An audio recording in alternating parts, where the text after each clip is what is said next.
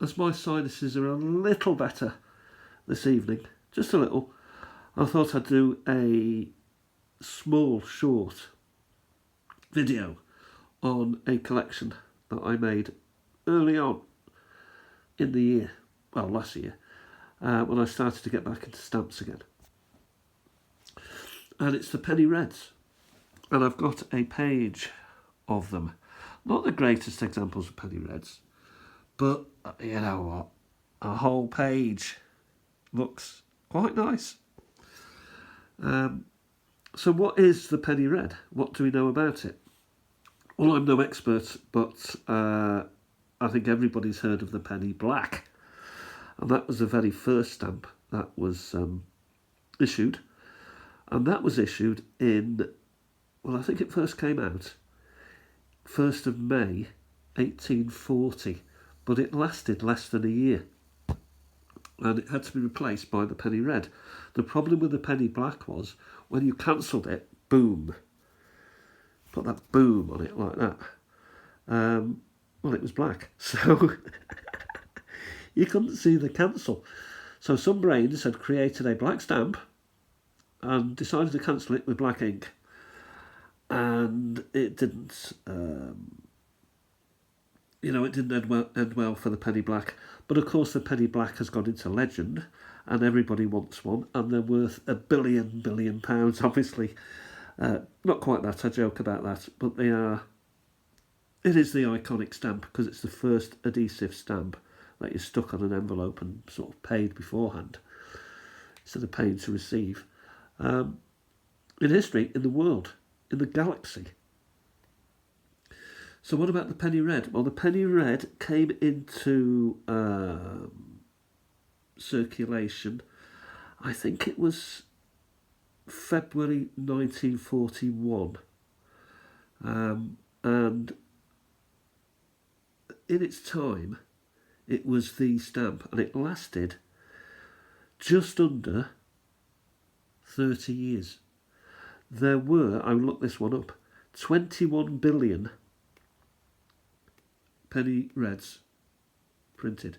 21 billion. So if you lay them all together, they go around the earth twice, and what's left over can take you to the moon. It's that much. I mean, they should, if anything, be the iconic stamp, the stamp that has lasted so long and not been replaced for so long. And yet it's a Penny Black that everybody wants. So what else do we know about it? Well, it was replaced eventually by the Penny Venetian Red. So they sort of, what would you say, sort of took a sideways step. Yeah, there's no great difference, is there? And then that then was replaced in itself by the Penny Lilac, and then suddenly people decided that it's going to be a good idea to have different sort of stamps instead of just the Queen's Head. Now the Queen's Head appears on every, the Monarch's Head, I should say, appears on every British stamp. The British stamp is the only stamp that does not have the name of the country on it. It just has the Queen's or the King's head on it to identify it. Every other country stamps has its name, like, I don't know, Indonesia or Hungary or Sweden, USA, not British stamps. That's probably because we invented the stamp.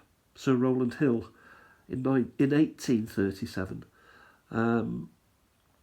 made a proposal in Parliament, and they decided to have a vote on it, and they did the right thing back in those days and agreed that a stamp would be a much better way of arranging post.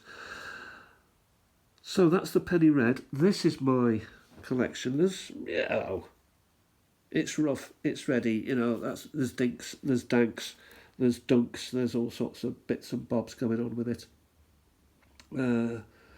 What are interesting about them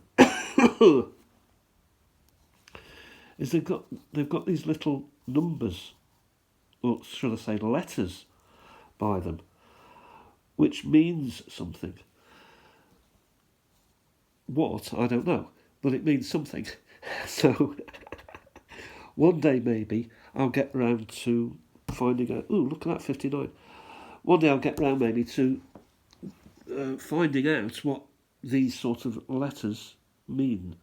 I think they come. It's the letters designated from the strips of stamps that they printed out, which for stamp nerds, which I am not, though I'm hoping to be, would be important. So somebody would want an H, for example, in their collection, or they'd want a H, or they'd want a D,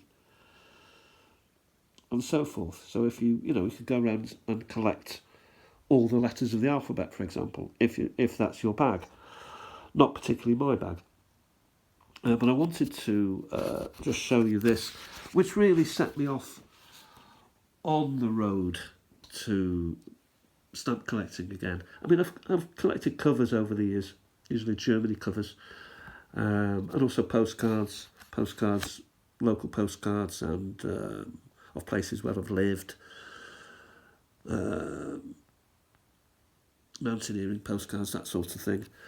So, it wasn't too great a step to get back into collecting stamps. So there we have it for now. 6 minutes 26. Thanks for watching, and I'll talk to you soon. Bye.